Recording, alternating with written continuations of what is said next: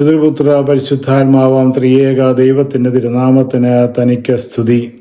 എത്രയും സ്നേഹം നിറഞ്ഞ വിശ്വാസികളുടെ സമൂഹമേ, സ്വർഗാരോഹണ പെരുന്നാളിന് ശേഷം വരുന്നതായ ദിവസങ്ങൾ പരിശുദ്ധ സഭ കാത്തിരിപ്പിൻ്റെ നാളുകളായി പ്രത്യേകമായി ക്രമീകരിച്ച് പരിശുദ്ധാത്മാവിൻ്റെ നിറവിന് വേണ്ടി പ്രാർത്ഥനയോടുകൂടെ കടന്നു വരുന്നതായ അവസരത്തിൽ ഈ ഇടവക പരിശുദ്ധാത്മാവിൻ്റെ ഫലങ്ങളെക്കുറിച്ച് ചിന്തിക്കുവാനും ധ്യാനിക്കുവാനും ഓരോ ദിവസങ്ങൾ ക്രമീകരിച്ച് അതിൻ്റെ 5-ാമത്തെ ദിവസത്തിലേക്ക് നാം പ്രവേശിച്ചിരിക്കുകയാണ്.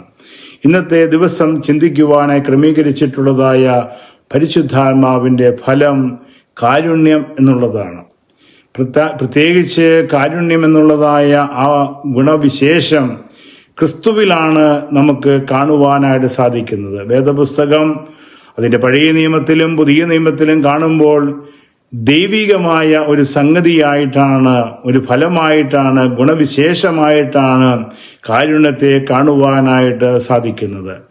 ലൂക്കോസ് എവങ്കേലിയോസിന് എഴുതിയ രക്ഷാസുവിശേഷം 6-ാം അധ്യായം 35-ാമത്തെ വാക്യത്തിൽ പ്രകാരമാണ് രേഖപ്പെടുത്തിയിട്ടുള്ളത്: അവിടുന്ന് നന്ദി കെട്ടവരോടും ദുഷ്ടന്മാരോടും കാരുണ്യമുള്ളവനാകുന്നു എന്ന്.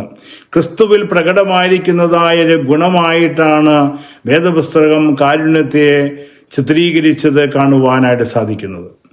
ഇടയിലില്ലാത്ത ആളുകളെ പോലെ ഉഴലുന്നതായ ജനതയെ കണ്ടപ്പോൾ അവിടുന്ന് മനസ്സലിഞ്ഞു എന്ന് വേദപുസ്തകം രേഖപ്പെടുത്തുകയാണ്.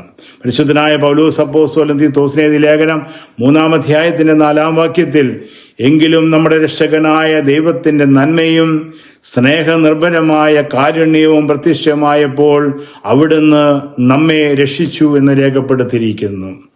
ഇപ്രകാരം വേദപുസ്തകത്തിൽ ക്രിസ്തുവിൻ്റെ ഗുണങ്ങളെക്കുറിച്ച് വിവരിക്കുന്നതായ അവസരത്തിൽ ദൈവിക ഗുണമായ ഒരു സംഗതിയായിട്ടാണ് കാരുണ്യത്തെ കാണുവാൻ സാധിക്കുന്നത്.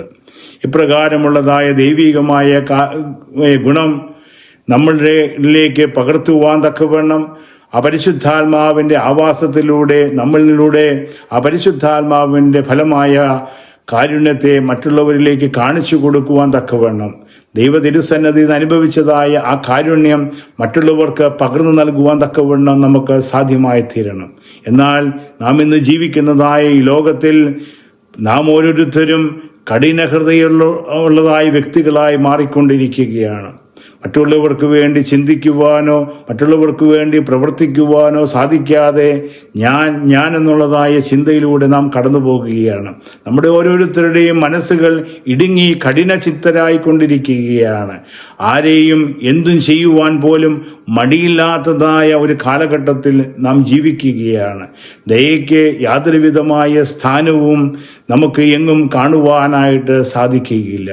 പ്രവൃത്തി കൊണ്ട് മാത്രമല്ല, നമ്മുടെ വാക്കുകൾ കൊണ്ട് പോലും മറ്റുള്ളവരെ മുറിവേൽപ്പിക്കുന്നതായ കാരുണ്യമില്ലാത്തതായ ഒരു ജീവിതയാത്രയിലൂടെയാണ് നാം കടന്നു പോകുന്നത്.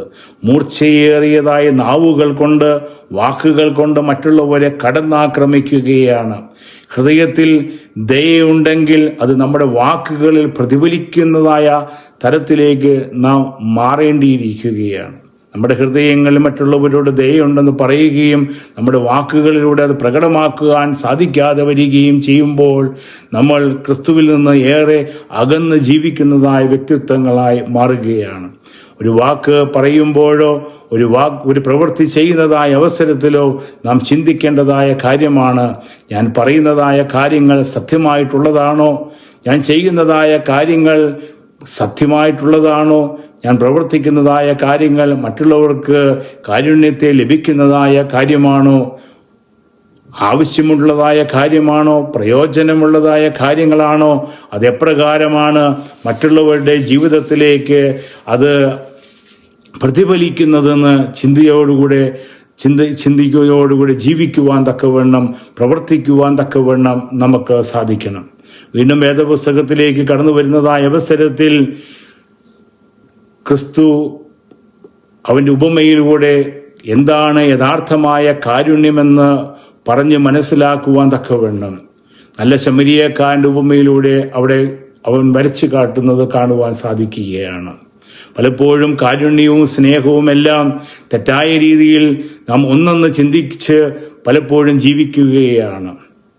സ്നേഹമെന്ന് പറയുന്നത് അർഹിക്കുന്നതായ കാര്യം മറ്റുള്ളവർക്ക് കൊടുക്കുന്നത് മാത്രമാണ്.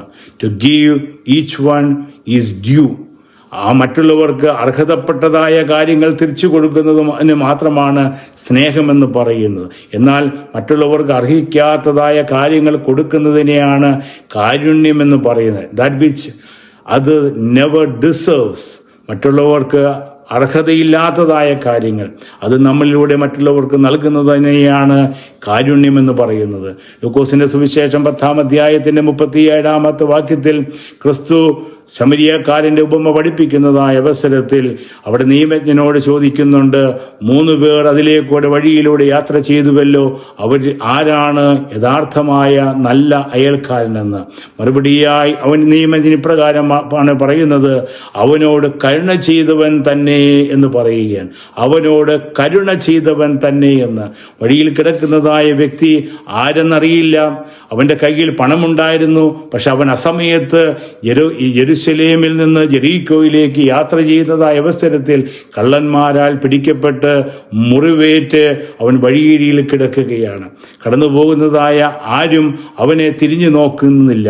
അപ്പോൾ സമൂഹത്തിൽ മാറ്റപ്പെട്ടതായ അവസ്ഥയിൽ അല്ലെങ്കിൽ സമൂഹത്തിൽ നിന്ന് പുറത്തായി നിൽക്കുന്നതായ അവസ്ഥയിലുള്ളതായ ആ ശമരിയക്കാരൻ അതുവഴി കടന്നു വന്നതായ അവസരത്തിൽ മുറിവേറ്റ് കിടന്നതായ ആ വ്യക്തിയെ എടുത്ത് പരിപാലിച്ച് അവനെ ഒരു സത്രത്തിലേക്ക് കൊണ്ടുപോകുകയാണ്.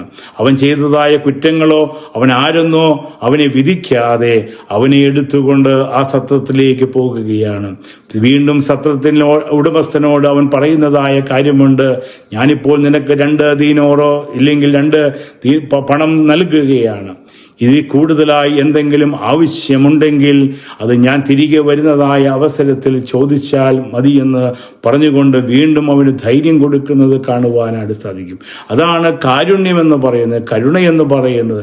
അവൻ കാണാത്തതായ അവനെ തിരികെ നൽകേണ്ടതായ ആവശ്യമില്ലെങ്കിൽ പോലും യഥാർത്ഥമായ പ്രയാസങ്ങൾ അനുഭവിക്കുന്നതായ വ്യക്തിത്വങ്ങളിലേക്ക് കടന്നു ചെന്ന് ആ കാരുണ്യത്തെ അവൻ പ്രദാനം ചെയ്യുമ്പോൾ ദൈവതിരുസന്നതിയിൽ നിന്ന് ദൈവം നമുക്ക് കാണിച്ചു തന്നിട്ടുള്ളതായ കാരുണ്യം ക്രിസ്ത്യാനികളായ ക്രിസ്തുവിൻ്റെ തിരുശരീരക്തങ്ങൾ അനുഭവിച്ച് നാം ജീവിക്കുമ്പോൾ നമ്മിലൂടെ ക്രിസ്തു പ്രതീക്ഷിക്കുന്നതും ആ ക്രിസ്തുവിൻ്റെ കാരുണ്യം മറ്റുള്ളവരിലേക്ക് പകർന്നു നൽകുക എന്നുള്ളത് തന്നെയാണ്.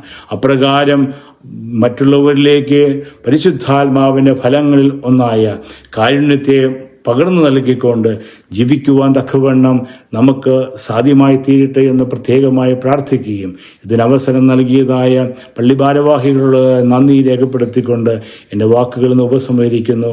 ദൈവതിരുനാമത്തിന് മഹത്വം ഉണ്ടായിരിക്കട്ടെ.